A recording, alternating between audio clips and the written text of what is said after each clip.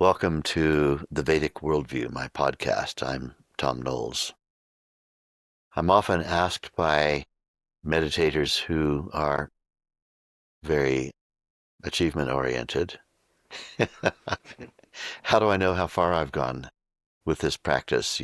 I've been practicing Vedic meditation for 3 days, and I really want to know how long is it going to take for me to gain full enlightenment, and how do I know what the signs are of progress to, what are the milestones? How can I tell where I am? And my first reaction to all of this is smilingly just to say, relax and enjoy. Nature knows best how to organize. And the idea that your arrival into enlightenment is an individual achievement and an individual accomplishment, the kind of thing that you're used to in your individual life, is a complete phony idea. What's happening on a daily basis is that your own big self, that's universal consciousness, it is your own big self, it's not an it, is in grades taking over your individuality. And this is happening in grades, little tiny grades at a time. Your individuality is no longer the dominant feature that is running the show. And so then what is happening is a graded process of universe consciousness taking over its own property, which is your individual status and structure and body. Universal consciousness is in the process of taking it over, not eliminating the individuality, no. Individuality is not being kicked out. Individuality is being augmented by predominant universality. So this is the way to understand this process of graded enlightenment. It is individuality being the means through which universality finds expression. And the idea that my individuality is in charge of this process makes me laugh, because I know that it has absolutely almost no impact whatsoever.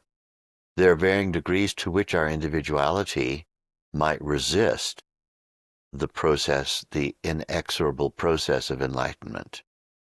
When you're going downstream in a broad river, you could turn upstream. If you were just floating in the river and enjoying the view as it came by, all the winds and the turns and everything of the river, which all rivers do.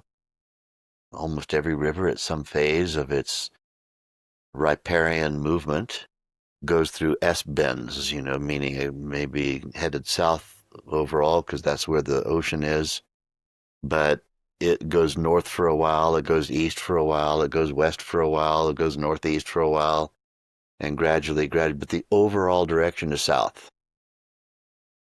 So while all of that's going on, you could be in that river of consciousness, and you could attempt to go faster than the river. Let's say the river's going at 20 miles an hour current downstream. You could try to add your puny human thing to it. An absolute top fast swimmer might swim 2 or 3 miles an hour. So you could swim with the current and arrive at the ocean maybe 15 minutes early. Or you could do the other thing, which was going to create misery and fatigue in your life. Turn upstream and begin swimming 1 or 2 miles an hour upstream, the hardest you can possibly swim, and you're still going downstream. You're still evolving. You're moving backwards while swimming upriver. So going downriver while swimming upriver is what I see a lot of people doing. They're doing their absolute best to resist the process of enlightenment. Practicing Vedic meditation is a strategic method. We practice it twice every day. And if practicing it twice every day, you still engage in things, behaviors, or attitudes which are enlightenment denial attitudes, you're not actually getting any traction in your denial of your enlightenment. You're still moving downstream because you're in that river that is exorably moving in that direction towards oceanic consciousness. And so try as you may, you can't defeat the force of evolution. All you can do is make yourself tired, make yourself exhausted, make yourself depressed that you're not making any progress upriver, struggling to hang on to your individuality being in charge of everything. So what are the signs? One of the first signs is something that happens in meditation, usually in the first 6 months. And that is, I get to a place in my meditation where mantra's gone, and usually there could be a moment where mantra's gone and thought is gone, and I'm experiencing a deep inner silence. But I don't know about that until I come out and realize, in contrast, that was a moment of no mantra and no thought. And so I had this moment of transcendence. Then a new experience begins to occur. I feel as vast and as unbounded, even if I'm thinking. So I'm having thoughts in my meditation, feeling as deep as ever I've felt, and yet I'm thinking while feeling vast and unbounded. This is a new experience. We call it Ritam Bharapragyan. Ritam, R-I-T-A-M, is the short name for it. We won't bother with the whole rest of the name. Ritam. And Ritam means virtual unboundedness, and yet some perception or some thinking. The next stage is that meditation time is over, and I've noted that, and so I've let go of the process of meditating, and I have a little while of sitting in quietness before I get up and engage in the world. And then it's time for me to open my eyes, and when I open my eyes, I still feel, even with eyes open, as deep as ever I felt in my deepest meditation. Now my eyes are open. I might be looking downcast or even looking around the room, but I feel that vastness, that deep inner silence, as strongly as I had felt it once, only in the deepest meditation. Oh, that's remarkable. But what happens if you do this? You have to scratch your nose or something. It's gone. The process of moving the hand is enough to overshadow it. So you keep meditating morning and evening and morning and evening, and you end up experiencing a kind of vastness which can persist even if you begin moving. You start walking toward the door to head off to your day, and it's like the unboundedness is coming with you. When the unboundedness is coming with you while you're moving, and then that gradually fades off and fades off and fades off, and you lose conscious experience of that. So you keep practicing morning and evening, and you begin to notice that the unboundedness persists now for more hours, and you begin to have the experience of, I feel quite unbounded even when I'm talking, when I'm speaking. Then you normalize it. And when you normalize it, you don't know you're experiencing that anymore. What is that? Vast unboundedness, along with thinking, action, memories, behavior of individuality. It feels like I'm just the same me here. I'm just a regular person. But because you've lost contrast, there's no peak experiences anymore. The baseline has now risen to the level of the peak. And so you don't feel a peak experience going on anymore. With no contrast, you can't tell how different you are to how you were before this. And so then, how do you know? Well, you have the experiences of others. You have the experience of being in the unboundedness and others being sharply in boundaries. What does that mean? Let's just take an experience that many of us may have when we are, let's say, in an airport and waiting for the same aircraft, and there's a delay in the flight. And you might find yourself hearing that news and be filled with adaptation energy, where although it doesn't particularly suit you, you feel quite okay. You're wondering what the next adventure is going to be. That's interesting. Maybe I'll spend the night in Dallas. Haven't had a night in Dallas before. So interesting. But you look at everyone around you and they're panicking. Panicking because they're having to spend a night in a city that they had no plan to spend the night in. So when you find yourself more adaptive, more open, more easygoing than anybody else around you, and you begin to notice, I'm different to everybody around me. I'm different even to those who haven't meditated as much as me, haven't practiced for as long a period of time as me. I may not feel any particularly enlightened or anything. I just feel like it's just me.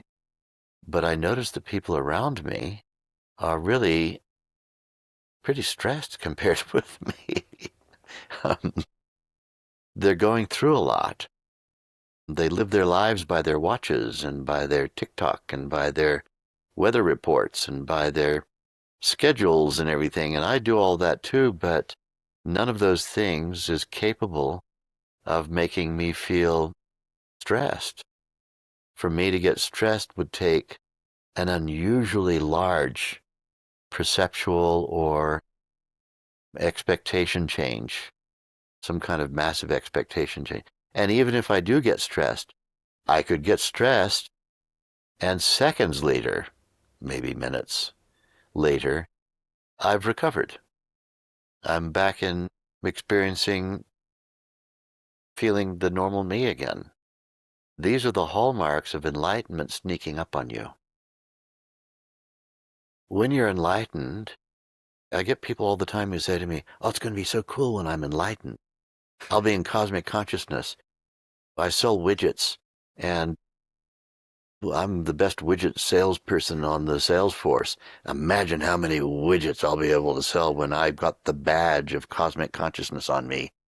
I'll be able to really get into people's minds. And this I that's doing the talking, I'll be able to do this, I'll be able to do that. This I isn't going to be there anymore when that enlightenment occurs. It's not going to be I get enlightened. What happens is this I gradually becomes just the tiniest little, like a speck on the face of a massive dam.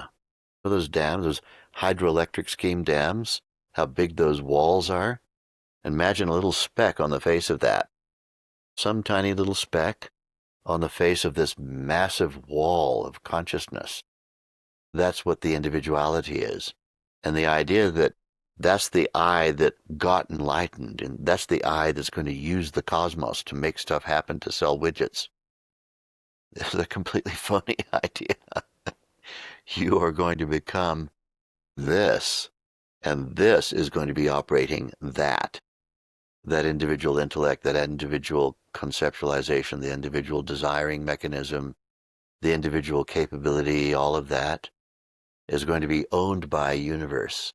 And your predominant sense of what you are is going to be universal. For the sake of relatability, you'll still talk inside of the boundaries because people are talking to the speck.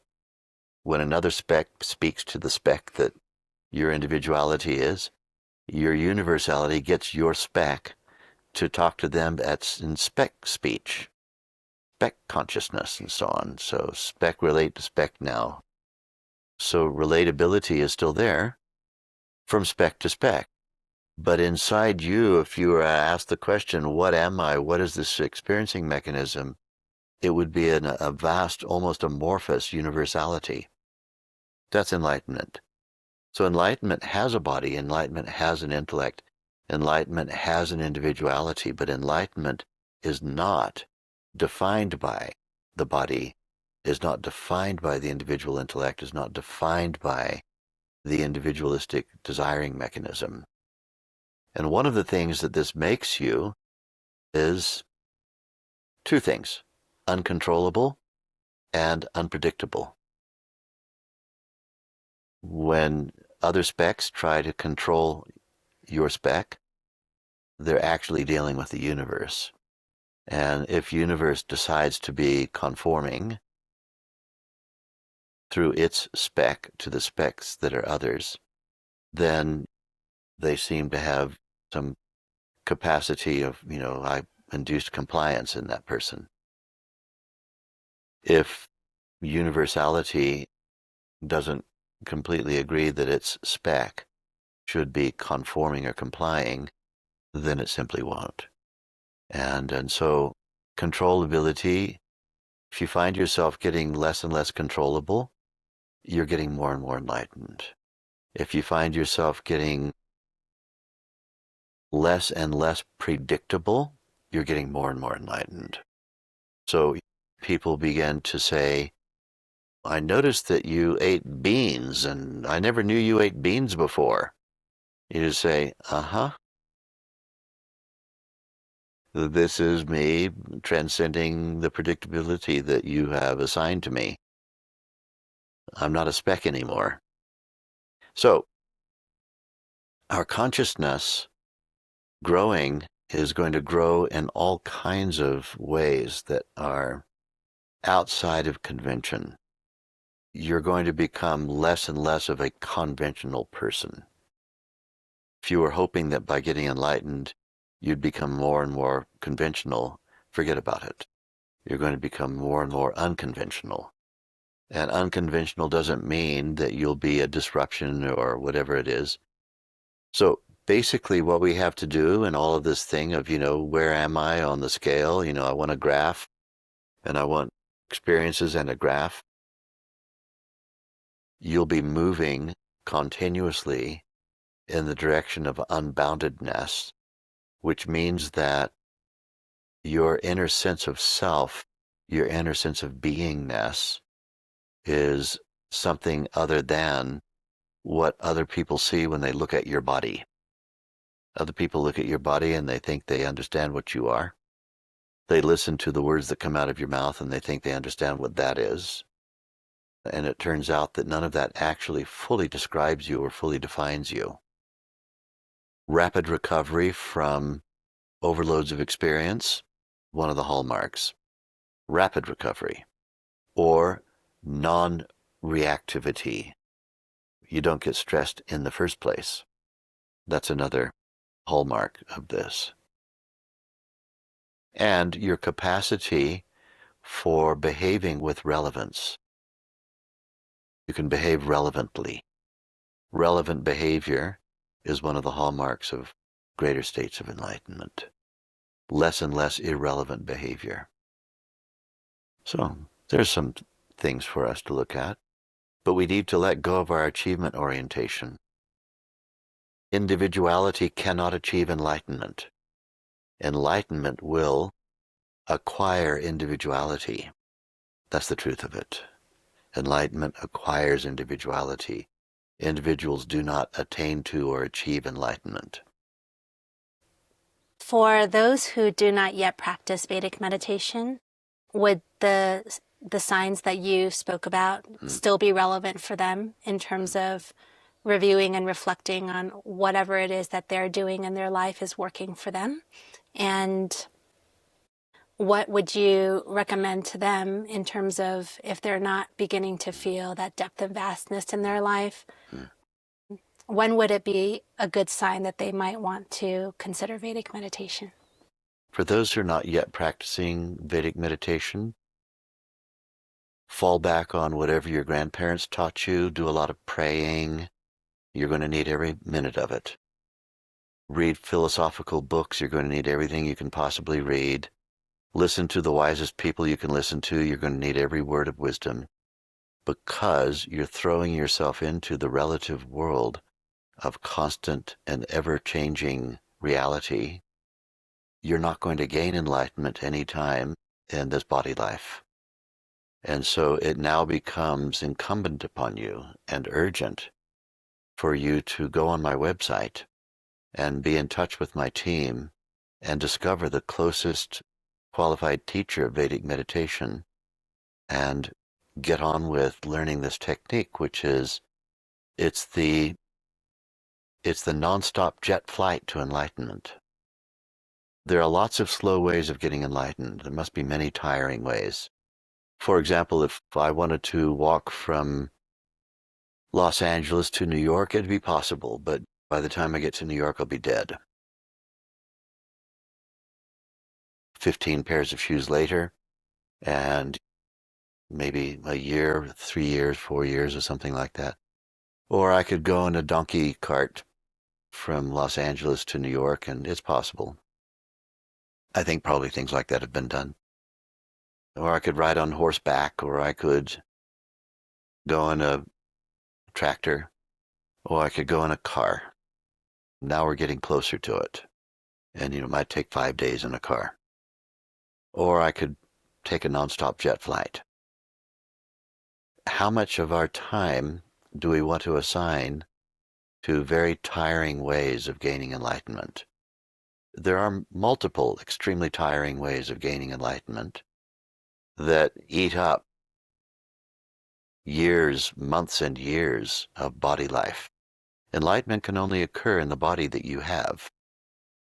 You can get another body and gain enlightenment in that one, but why waste that much body life?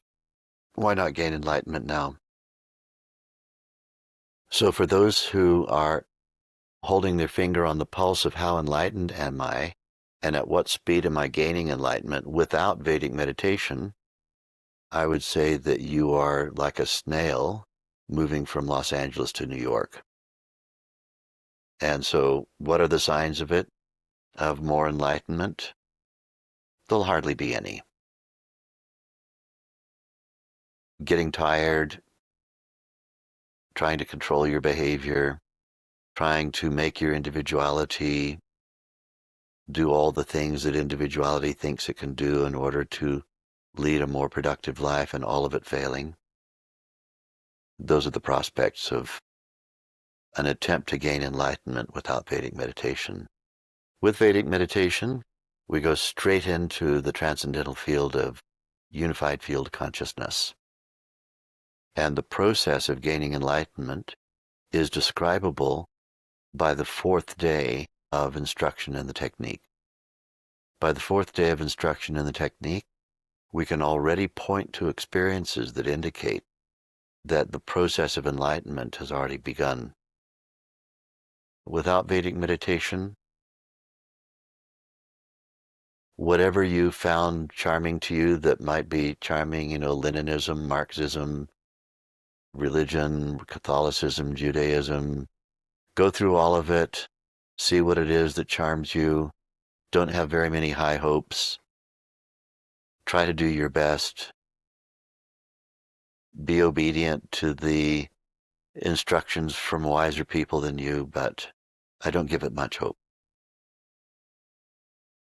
Compared with, you turn on your iPhone or your computer, and right there at your fingertips, you could learn the method that's going to get you enlightened with blinding speed by comparison. So it's almost futility. It's kind of like a snail asking, how will I know if I'm making progress from LA to New York?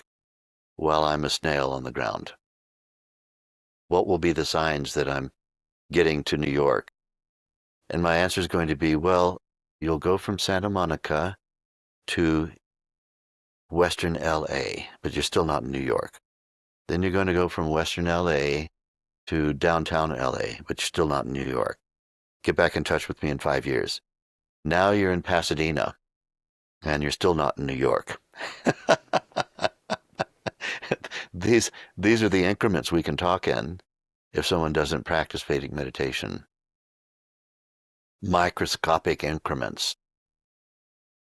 Life does tend to get better lifetime after lifetime, but without Vedic meditation, we'd need to be talking in lifetimes of increments. Compared with Vedic meditation, we're talking years. talking ears. So it's a serious subject. I take it very seriously, and I see all of those in the world who are just struggling to have a better life with futility because they don't know how to transcend, don't know how to step beyond thought. It's such a ridiculously simple thing to learn. It's almost like, how can I, without doing any training at all, become an Olympic athlete? I want to become an Olympic athlete. I'm sitting in a chair playing video games.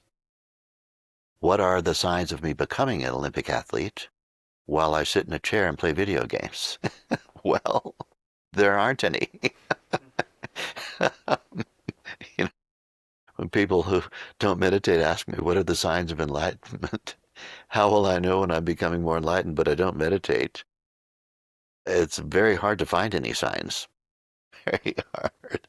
Except to say, over thousands of lifetimes, there's been evolution towards enlightenment.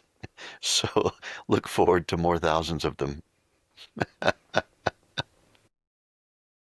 So as meditators are evolving, it seems this dedication to expansion of consciousness is a good thing, you know, advanced techniques and knowledge and correcting the intellect and sitting at the feet.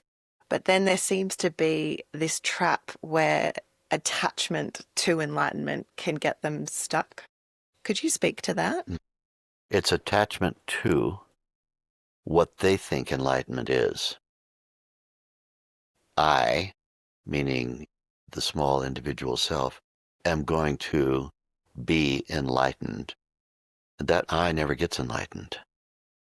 What happens is enlightenment is your deep innermost universal self gradually acquiring greater and greater percentages of that individuality, gradually gaining access to and operating every aspect of your individuality. So the idea that I'm going to get enlightened, it's a little bit like being a Boy Scout or a Girl Scout and getting little badges of rank. I'm going to be an Eagle Scout. It'll still be me. The me is going to get enlightened. That me that thinks it's going to get enlightened is actually an obstacle to the enlightenment. We just need to practice our meditation twice every day and listen to the knowledge, listen to the wisdom, but take away the individual striving. Individual striving for enlightenment is not, it's ineffective. It's swimming upriver in a river that's moving downstream anyway. That people often say to me that, but I've been meditating 5 years and I this and I that and my this and my that and all that. And I just say to them, who is this I and this my that's talking? Who is that? It's me. And I go, that's the me that's got to go.